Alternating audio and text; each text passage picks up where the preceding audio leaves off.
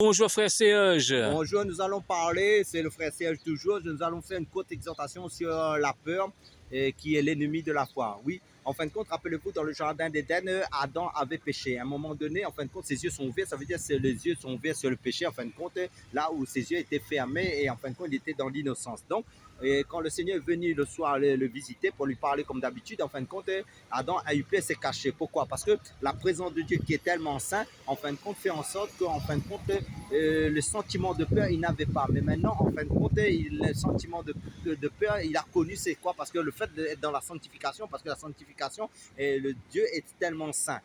La différence entre la peur et la crainte, mon frère. La crainte, en fin de compte, c'est la haine du mal, et la crainte, c'est le commencement de la sagesse. Et nous savons que la sagesse, c'est Christ, en fin de compte. C'est, en fin de compte, Christ allait de lui en lui annonçant le royaume de Dieu et faisant le bien. Donc, c'est faire le bien, c'est d'être obéissant à la parole de Dieu, ce que le Seigneur nous recommande dans sa parole, parce que le Seigneur, c'est un Dieu saint, un Dieu de bien.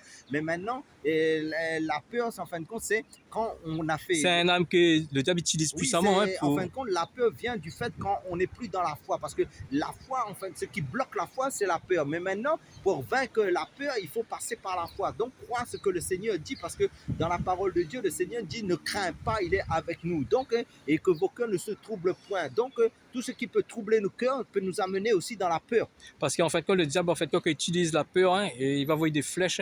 Oui. En fait, quand il faut utiliser la parole de Dieu, par exemple, on prend Isaïe, médite cette parole, Isaïe 41, verset 10, n'aie pas peur, car je suis avec toi, ne sois pas inquiet, car je suis ton Dieu, je te fortifie, je viens à ton secours. Lorsqu'on croit cette parole, on voit que le Saint-Esprit va enlever la peur de notre cœur. Et en fin de compte, pour terminer, frère Serge, qu'est-ce que tu peux aussi... En fin de compte, pour ne pas être dans la peur, il faut veiller sur nos pensées. Parce que ce qui nourrit la peur aussi, c'est les pensées négatives.